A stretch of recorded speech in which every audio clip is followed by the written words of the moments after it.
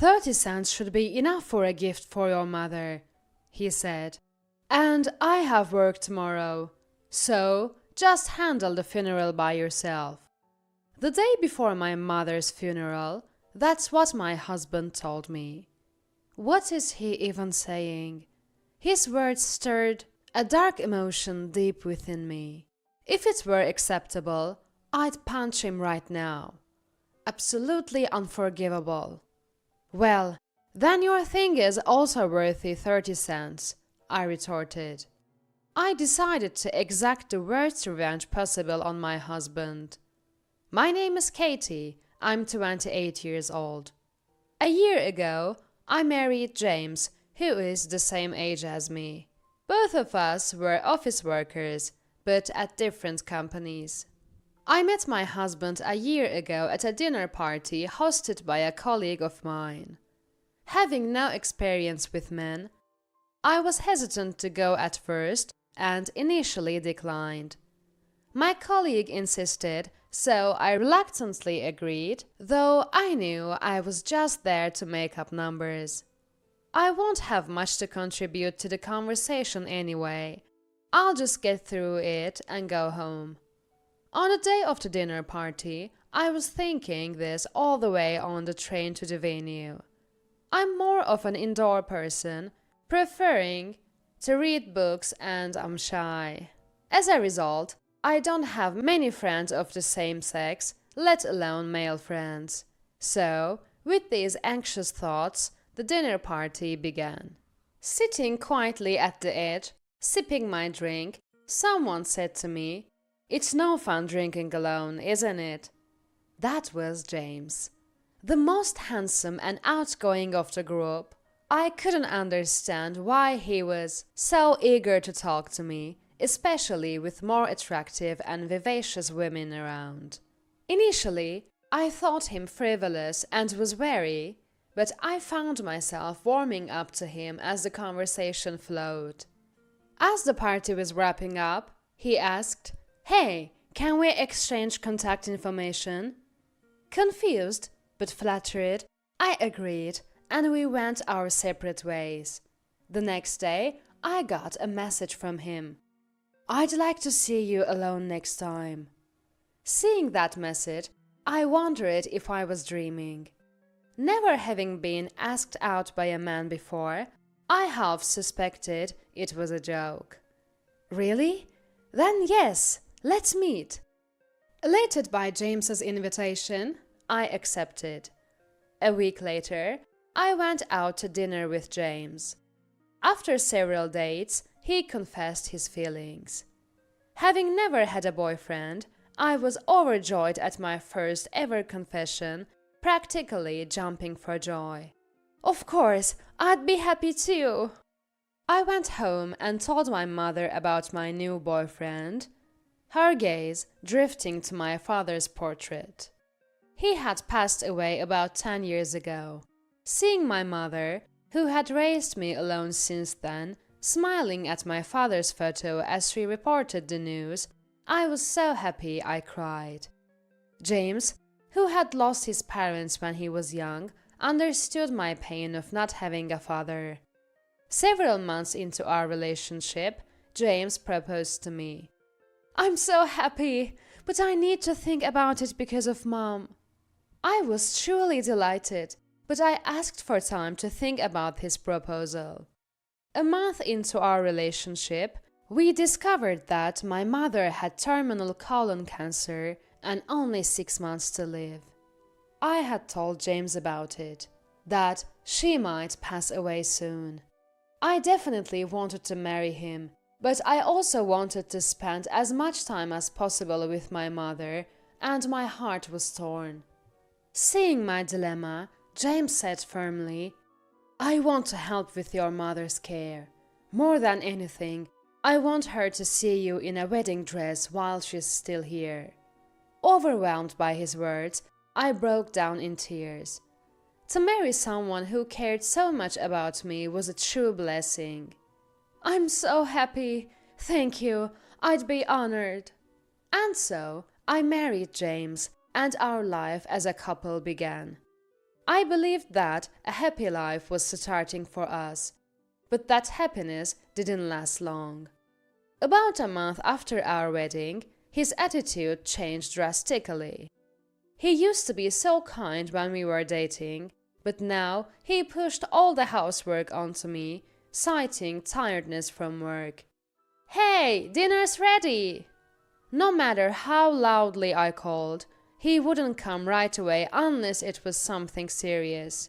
His room was upstairs, and he couldn't hear me over the loud TV. This pattern of me calling and him eventually showing up in the dining room continued daily. Even on weekends, he'd say, "I'm going out with friends today, so take care of the housework," leaving me to handle everything. I was getting frustrated with my husband. Another month of this, and I reached my breaking point. "I work too, you know. Help out with the housework on the weekends," I said. But he responded lazily, "Can't help it. I have social obligations. You wouldn't understand since you don't have many friends." I thought it was horrible of him to say that to my face, but I didn't want to argue any further and kept silent. I realized I was tasting blood in my mouth. I had been biting my lip, enduring his words to the point of drawing blood. I was so filled with anger that I wanted to storm out right then. From the next day, his uncooperative behavior only escalated. "Your cooking is terrible. I'd rather eat instant food. Do you even clean? It doesn't look like it." He complained about my housework. And then, "You should be grateful a guy like me married someone as gloomy as you." He started hurling insults. Wondering why he married me if he felt that way, I asked him. "I thought you'd be convenient since you're not the type of fool around with men and would do all the housework." Shocked by his words, I felt like I could lose it. I wanted to believe that he said about my mother back then was true. "But did you say you'd help with Mom, right?" I asked, anxious. "Oh, that. Didn't really care about your mother. Just said that to look good for the marriage," he blatantly denied. I was so filled with rage, I thought of hitting him right there. But I endured. I considered divorce, but feared I might never get another chance if I gave up on this marriage. 3 months later, I got a sudden call from the hospital where my mother was admitted. "Katie, your mother's condition has worsened. Please come quickly," the nurse said. I had braced myself, knowing her prognosis, but still went blank when the moment came. I was silent for about a minute, before understanding. "Got it, I'm on my way," I said, regaining my composure, and headed to the hospital. "Mom, please stay alive until I get there." That was my wish on the way, but when I entered her room, she had already passed away. "Why did you die before I got here, Mom? Wake up! Please wake up!" I knew she wouldn't respond, but I couldn't believe she was gone and kept calling out to her. After calming down, I called my husband. "Mom just passed away. Can you come to the hospital?" "No, I'm too busy with work." He didn't show up, even though his mother-in-law had died. The next day, I started preparing for the funeral, but as usual, he just lazed around at home. It was Saturday, his day off. I was busy with funeral arrangements and could have used some help with the housework. I got so annoyed with his idleness. "Why don't you go out like you usually do?" I ended up saying that to my husband. "If that's what you want, I'll do just that," he said with a smile and left the house. How can he go out for fun at a time like this? That night, when he returned from his outing, I tried to talk to him about the funeral arrangements for the next day. Hey, about tomorrow's funeral process. I'm not going to the funeral tomorrow. What? Are you joking? I don't understand what you're saying. She was your mother-in-law. You can't just not show up. Can't help it. I've got a business trip starting tomorrow. I can call your office for you. Always using work as an excuse. Does he really think that will fly? I grabbed his mobile phone to call his office, but he shouted, "Don't do anything, stupid!" And I couldn't proceed any further. I can't go to the funeral, but I'll give a gift, here. He placed 3 dimes on the table. What kind of joke is this at a time like this? I never owed your mother anything. That's more than enough. This man is unbelievable. I've never felt such anger towards him before. I wanted to hit him right there. As expected, he didn't show up at the funeral the next day. The funeral went smoothly, and I was able to send my mother off peacefully. 3 days later, I went out for lunch with Sarah, a friend who attended the funeral. It was nice to have a leisurely lunch with Sarah after so long, and we enjoyed our conversation. As we were about to leave, Sarah said something. I saw James walking with another woman in town, right after you got married, she whispered, sounding apologetic. What? That can't be true. Maybe you're mistaken.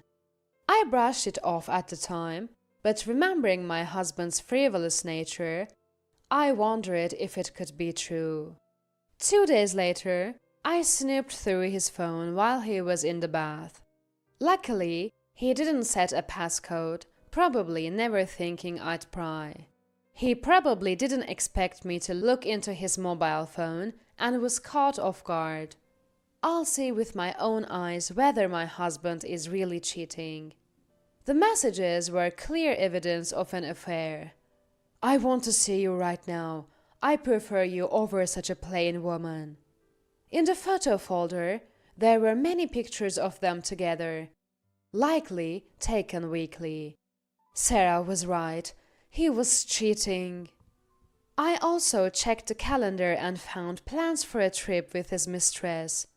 Wait, this date is the day of Mom's funeral. He lied about going on a business trip on the day of my mother's funeral, but he was actually on a trip with his mistress. I was so angry I almost smashed his phone. But I needed the evidence, so I copied the photos and messages to my phone. After replacing his phone, I reviewed the copied messages. From that email, I also learned the name of the person he was having an affair with. Apparently, she's a junior colleague who works at the same company as my husband. He didn't show his face when my mother died, claiming work, but he was doing this? Unforgivable. The next day, I took the evidence to a lawyer's office, seeking advice and representation for a divorce. I was determined to make him pay. That's what I decided. That night, he said, "In a month, there's my boss's wedding. Prepare a gift. He wants you to come too, so keep that day free." Okay, a month later, got it. I agreed to attend the wedding, but of course, that was out of the question. I had no grudge against my husband's company president, but I had no intention of going to the wedding. I decided to cancel at the last minute, just like he did, to inconvenience him. During that month, I began to take steps for my revenge. First, I consulted my husband about a dress to wear on the day to gain his trust. "Hey, I can't be underdressed when meeting your boss, right? I don't really have a good party dress. Shall we go look for one?" So, I persuaded him to go dress shopping with me. For the boss's wedding, he was quite keen and bought me a beautiful party dress. He never buys me nice clothes like this usually. What a self-serving creature he is. I momentarily showed my disdain, but then said, "Thank you, I'm looking forward to wearing this at the wedding." I emphasized my excitement for the wedding day so he wouldn't suspect anything. Next was the wedding gift he asked me to prepare. It looked lavish, but it was only worth 30 cents inside. He would never check it anyway. And a month later, then, the day before the wedding arrived. "I'm sorry, I have work tomorrow and I can't make it to the wedding." Of course, that was a complete lie. "What are you saying at the last minute? Just take a day off. And what about that dress I bought you? You said you were looking forward to wearing it." He was furious. "I'm just doing the same thing you did, but it can't be helped. You also prioritize work when it's really important, right? Like when you skipped my mom's funeral." He was annoyed but didn't say anything more. On the morning of the wedding, I handed him the gift. "Here is the gift for the wedding," I said and handed it to my husband. "All right, I'm off then." Still in a bad mood from yesterday, he left for the wedding. I couldn't stop laughing. I had filled the gift with only 30 cents, just like he did for my mother. He had made a mockery of my mother's funeral and went on an affair trip instead of attending. And yet he expected a proper gift for his boss's wedding. That night, when he returned, he immediately started yelling at me. "What kind of joke is this? You've made me look like a fool." "What joke? What are you talking about?" I feigned ignorance as he raged at me. "The president called me on the way home. The gift only had children's toys in it. I was in a panic." "Well, you only gave 30 cents for my mom's funeral. You said that was enough since you didn't owe her anything. I didn't owe your boss anything, so I thought it was fine." I had just returned the favor he did to my mother. "What kind of attitude is that? I owe my boss for employing me, and I'm grateful. I never thought you could be so lacking in common sense. I can't live with someone who can't even support her husband. Let's get a divorce." I didn't miss him mentioning divorce. "Divorce? Fine by me. I don't need a man who skips his mother-in-law's funeral for an affair." I confronted him. As soon as I brought up the affair, he became visibly agitated. "It's not like that. I really had work that time." He struggled to find words, desperately making excuses. "If you think you'll get through it easily, you're wrong." "What? Did you think I didn't know? Then how do you explain this? You two look really close, and these emails too." I showed him the evidence I had copied. The emails were full of insults about me. "I can't have kids with such an ugly woman. I feel sorry for any child born from her. Can't wait for the weekend.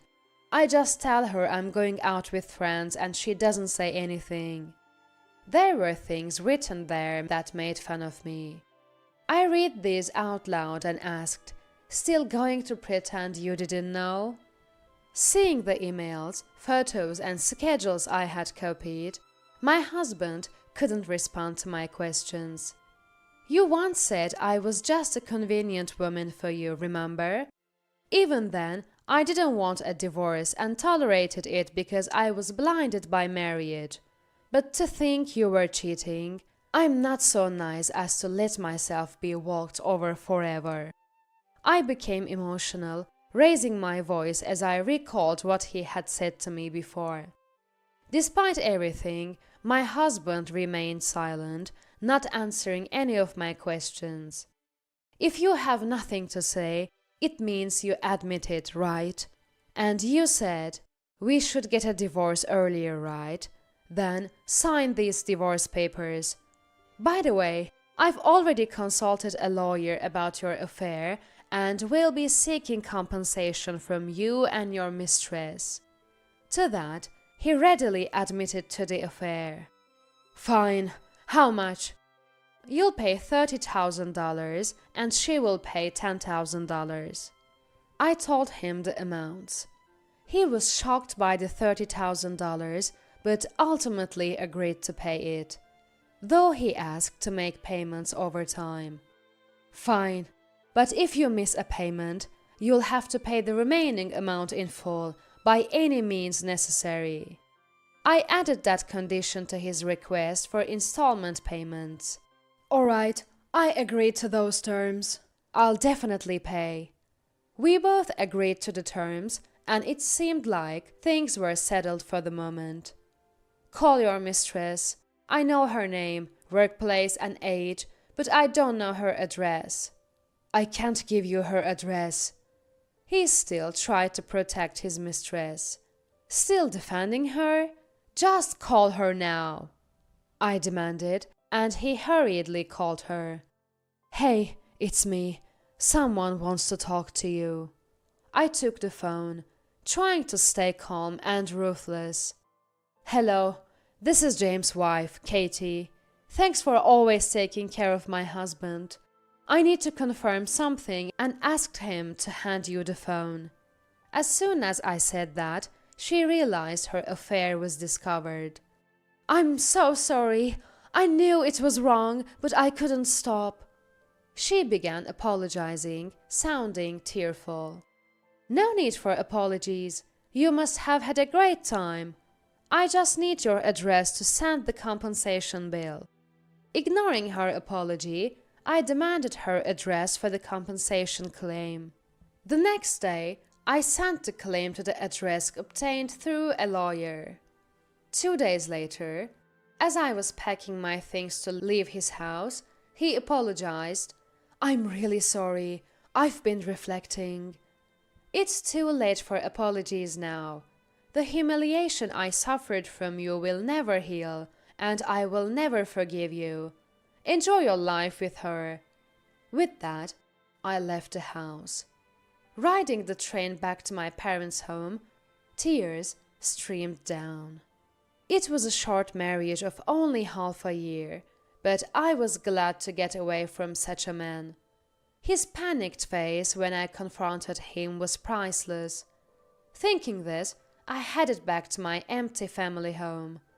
A month later, back at my parents' home, I was living comfortably without any more demeaning commands. Then my ex-husband called. I didn't have anything special to do, so I answered the phone wondering what was going on. "Hello, what's up?" "I got fired for the affair. I can't pay this month's compensation." He was asking for a delay in payment. "That's not my problem. Find a way to pay by the deadline." "But I have no one to turn to." How pathetic. Even his mistress had paid her part immediately in full. "Ask the woman you had an affair with to cover it." "We broke up right after, and now she's out of contact." Hearing his words, I burst out laughing. He got what he deserved for disrespecting my mother and going on an affair trip instead of attending her funeral. "That's great to hear." I couldn't help but let my emotions show as I said this to my ex-husband and hung up. In the end, he never missed a payment, not that month or in the months after. He probably hoped for my sympathy to save his money. My first marriage was ruined by an awful man, but 2 years after leaving him, I found a boyfriend. After 2 years of dating, we're getting married next month. Unlike my ex-husband, he is genuinely sincere and very kind to me. I did worry that he might change after marriage and stop doing household chores like my ex did. A year into our relationship, I started living together with my current boyfriend, George. It felt a bit like testing him, but his kindness didn't change after moving in together, and he actively did household chores without me saying anything. On our days off, we always went out on dates together. Will you keep going out with me and being kind to me after we're married? Of course, he said with a smile in response to my question. Seeing him, I felt that I could be happy with him. There may be tough times ahead, but I hope that our marriage will bring more happiness than hardship.